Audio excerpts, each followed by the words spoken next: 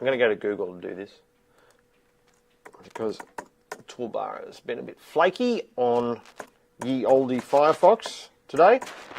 And Firefox 5 shipped today, which was nice. Oh, look at that, winter solstice. Okay, so how to. And as soon as you do that, you're going to get these suggestions. And these suggestions are based on volume of searches, typically related to your geographic location. How to make pancakes. How to tie a tie is one of the biggest search phrases of all time. It's always up there for the last 10 years. And I know because I've tried to sell ebooks back in the olden days on how to tie a tie. That it's kids, basically. So, how to present. That's interesting. How to present a resume, how to present a case study, how to present food, how to present a report. How to present a seminar is probably not a bad one, but it gives you an idea. It's always good to cross-check these things. You can go and cross-check this also with the Google keyword tool, and you'll probably find you get different results again. And at the end of the day, you've got to use... See presentation skills down here. So what I want to see is... Now we're on to something. Presentation skills training Melbourne. Presentation skills training Sydney. Presentation skills tips. These are the sorts of phrases that you should be ranking for now. I would then take some of these, go back into Google Insights for search and do a cross-reference and see if particular areas of Australia are typing these in more than others, and you start to really drill down and get an idea of the types of phrases that you need to use throughout your site. So if we then go back to your site and have a quick look of where we can put these. How to present, I'm not convinced, is a great phrase for you. Mainly because I'm not seeing a lot of corroborating evidence, if you like, outside of that initial Google Insights for search. I could be wrong though, but based on this short bit of research, I would say presentation skills and related phrases around that are going to be much more valuable for you. Presentation skills courses, presentation skills training, presentation skills tips, and then Sydney around those phrases as well. Get those early in your page title. You've got them in the page title. It's great. You haven't got your name up here, which is fantastic. You're not diluting the site, the content at all. Just having a quick look here at your code. Head section is what I'm most concerned with, and yep, happy with that. Except I would change this and this in your description tag to an actual word rather than the code. And I would probably get this information down here, presentation skills and public speaking. I would reword that description so that's at the start. Because what you're trying to do, you're trying to rank for those phrases.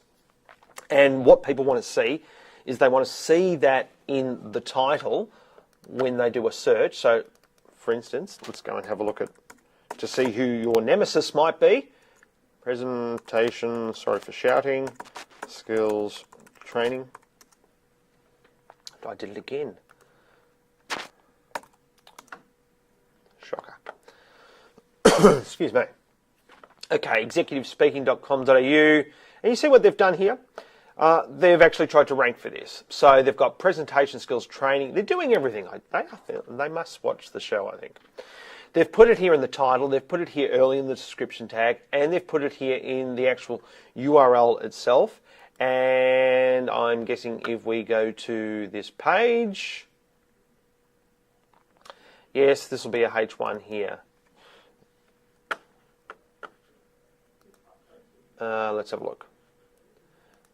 It's just a quick way to find out. Yes, it's a H1. Oh, a little bit messy though. I mean, I wouldn't put all this in a H1, and I wouldn't have another H1 with nothing in it straight after that. But I would probably ditch that, and just keep that, and that's good. But what this company has done is quite good. So if these are your competitors, then have a look at this site. And you see what they've done down here? They've put links throughout the site, and this is a typical technique to link to phrases using the keywords you want to rank for, and linking them to other sections of the site where people can find more about that piece of information. So having that phrase early in the description not only helps the ranking of that for that phrase, but it helps click-through rates. People want to see what they've searched for. So public speaking training here is going to get less click-throughs than this site here. Not just because it's number 2, but I would say this page here would probably get more click-throughs than this one, because I've typed in presentation skills training, and this is for this phrase, and I get to see it. If I don't get to see it, then I'm less likely to click. It's quite crowded, this front page, so I'm just having a quick look. But, you know, that first page has got a page rank of 0, that one's got a 2, that one's got a 0. So we're finding, and this one's a educational institution, it's got a PR5. And when you see a PR5 halfway down the page here, and the PR0 is the number 1 one, it means that NIDA has not optimized this page, even though they've got a PR5. It just means they've got lots of good backlinks to that page, but the page itself isn't optimized. So that's why I say a lot of the times, don't worry about page rank.